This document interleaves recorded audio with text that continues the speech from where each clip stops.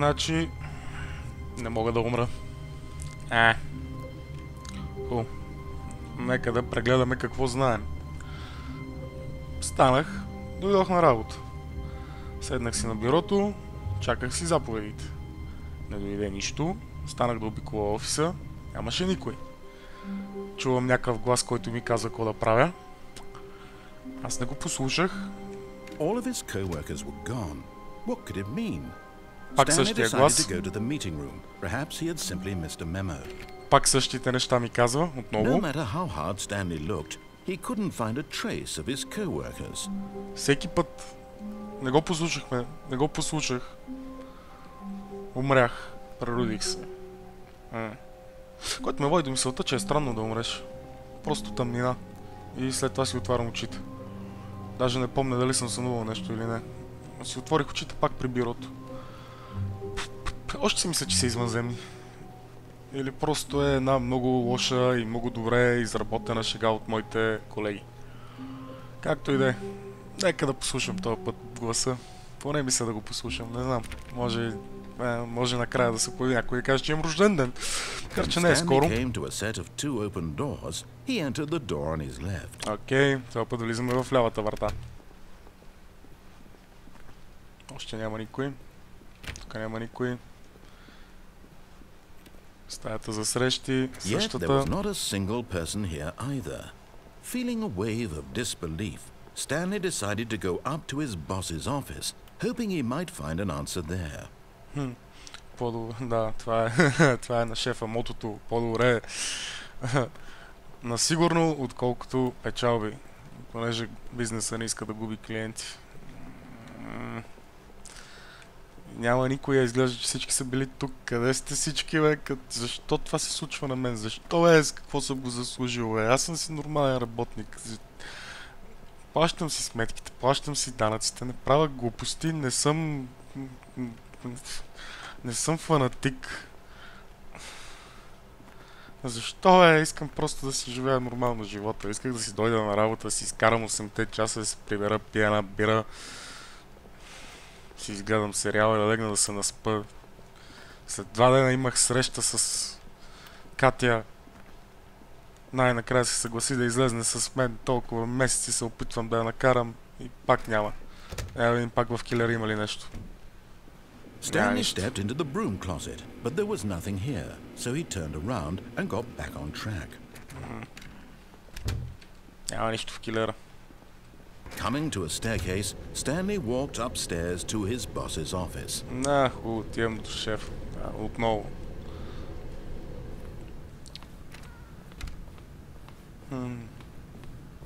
Как така всичко се повтаря? Може ли се Stepping into his manager's office, Stanley was once again stunned to discover not an indication of any human life.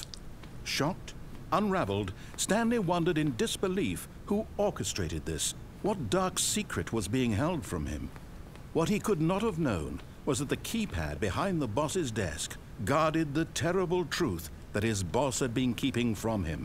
And so the boss had assigned it an extra secret PIN number, 2845. But of course, Stanley couldn't possibly have known this. Ти вече ми каза глас.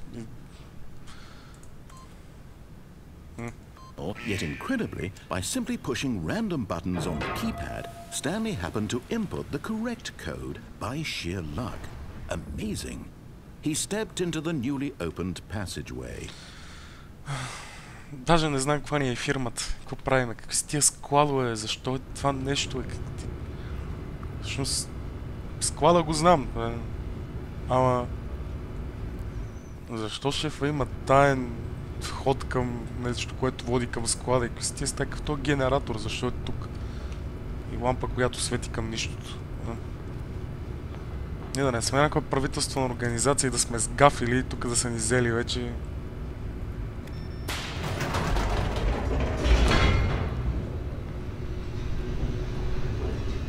И защо този асансьор няма копче за нагоре и ми само слиза надолу?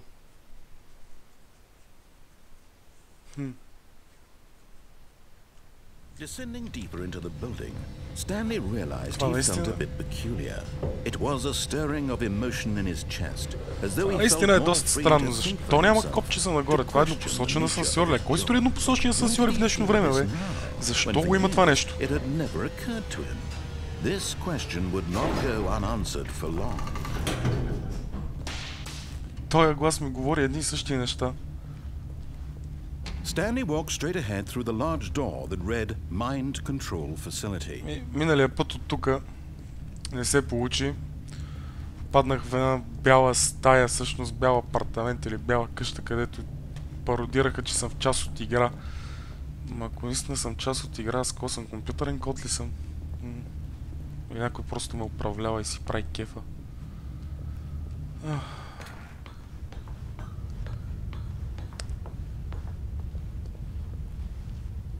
Защо? Какво е това, бе? The lights rose on an enormous room packed with television screens. What horrible secret did this place hold? Stanley thought to himself. Did he have the strength to find out? Какви правят тук? Какво става с тия тайни? Това е тая пълна с телевизори. Не, да не работим за данс нещо. Шпионираме хората. Примерно.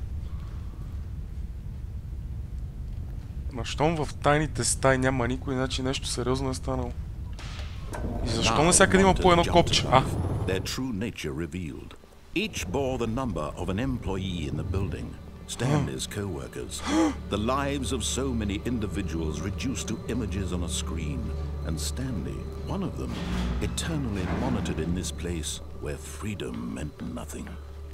Значи след... Защо следят нас, бе? И кой ни след... Защо има копчета навсякъде? Къде съм аз? 4, 2, 7, 4... Оп, ето ме там. Ето ме тук. Оп, ето ми го... Ето ми го бюро... Ето ми го и офисчето. Леле... Искам да се махна от тук. Ехо! Някой чува ли ме? Няма. Горе има нещо. Ало?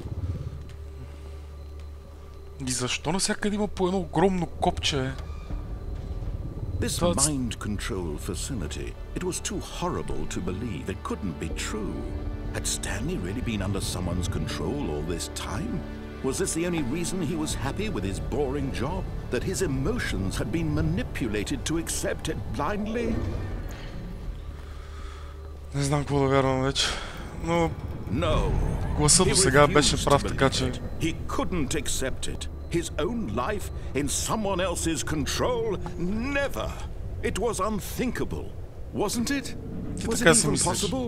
Had he truly spent his entire life utterly blind to the world?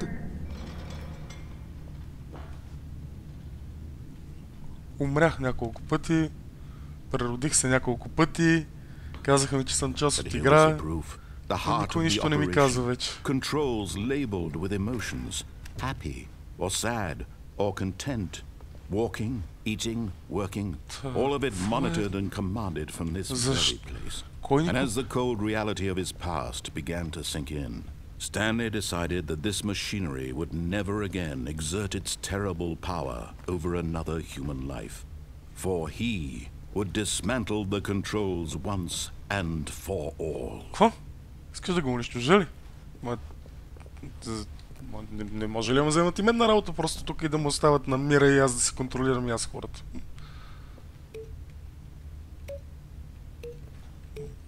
Копчета не работят.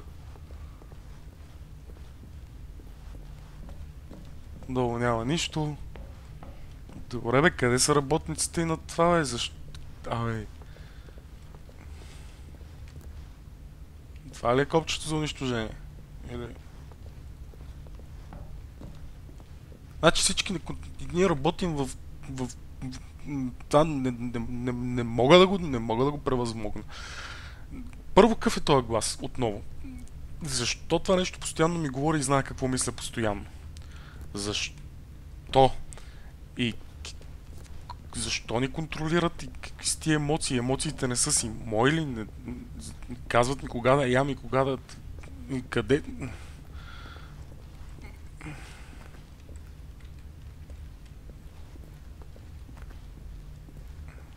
Сега трябва да го унищожа ли това? Не.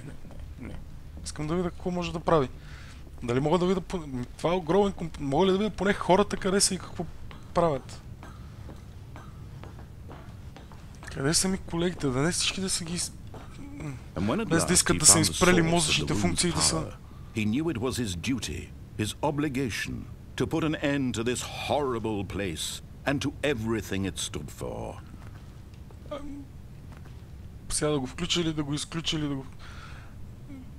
Ако хода по старите неща, по които си помня, значи... Може да доведе до смъртта ми отново.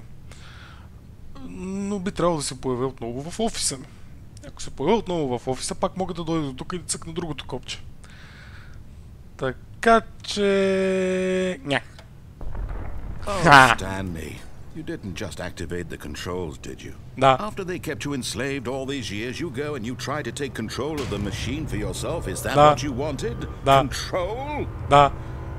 Oh, Stanley, I applaud your effort, I really do. But you need to understand, there's only so much that machine can do. You were supposed to let it go, turn the controls off, and leave. If you want to throw my story off track, you're going to have to do much better than that. I'm afraid you don't have nearly the power you think you do. For example, and I believe you'll find this pertinent, Stanley suddenly realized he had just initiated the network's emergency detonation system. In the event that this machine is activated without proper DNA identification, nuclear detonators are set to explode, eliminating the entire complex. How long until detonation then? Let's say 2 minutes. 2 minути. Now this is making things a little more fun, isn't it, Stanley? It's your time to shine. You are the star. It's your story now. Добре, да, нали искаше да го унищожа? Oh, this is much better than what I had in mind. What a shame we have so little time left to enjoy it. Mere moments until the bomb goes off. But what precious moments each one of them is. More time to talk about you, about me, where we're going, what all this means. I barely know where to start. What's that? Затвори ми се вратата пред мен. A moment of solace before you're obliterated. All right, I'm in a good Искам да знам къде са ми колегите. Anyway, I'll tell you exactly what happened to them. I erased them. I turned off the machine to set you free. Of course, that was merely in this instance of the story. Sometimes when I tell it, I simply let you sit there in your office forever, pushing buttons endlessly and then dying alone. Other times, I let the office sink into the ground, swallowing everyone inside, or I let it burn to a crisp. I have to say this, though, this version of events has been rather amusing. Watching you try to make sense of everything and take back the control wrested away from you, it's quite rich. I almost hate to see it go. But I'm sure whatever I come up with on the next go-around will be even better. My goodness, only 34 seconds left. But I'm enjoying this so much. You know what? To hell with it. I'm going to put some extra time on the clock. Why not? Merci. These are precious additional seconds, Stanley. Time doesn't grow on trees. Ай, то хубаво, ама познавам и тебе, няма смисъл да цъкам по копчетата, понеже най-вероятно ме лъжеш, нали? Гадона, няма, ето тук ще седеш, ще умре, следващия път ще видя да изключа машината, да и какво ще стане. На, говори си, бе, майка ти. Цял живот ще ме контролира. Писна ми. Clicking on every little thing in this room. These numbered buttons, no, these colored ones, or maybe this big red button, or this door. Everything, anything, something here will save me. Why do you think that, Stanley? That this video game can be beaten? Won? Solved? Do you have any idea what your purpose in this place is? Stanley, you're in for quite a disappointment. But here's a spoiler for you. That timer isn't a catalyst to keep the action moving along. It's just seconds ticking away to your death. You're only still playing instead of watching a cutscene because I want to watch you for every moment that you're powerless. To see you made humble. Не, майка ти, като намериш ще ти отрежа главата. Чуваш ли ма, бе? Ма интересува, няма да ти играя по свирката, няма да ти цъкам копчета, оправяй се. Нищо няма да цъкам. That's 30 seconds you have left to struggle. 30 seconds until a big boom and then nothing. No ending here. just you being blown to pieces. Will you cling desperately to your frail life, or will you let it go peacefully? Another choice. Make it count, or don't. It's all the same to me, all a part of the joke. And believe me, I will be laughing at every second of your inevitable life from the moment we fade in until the moment I say, happily ever after.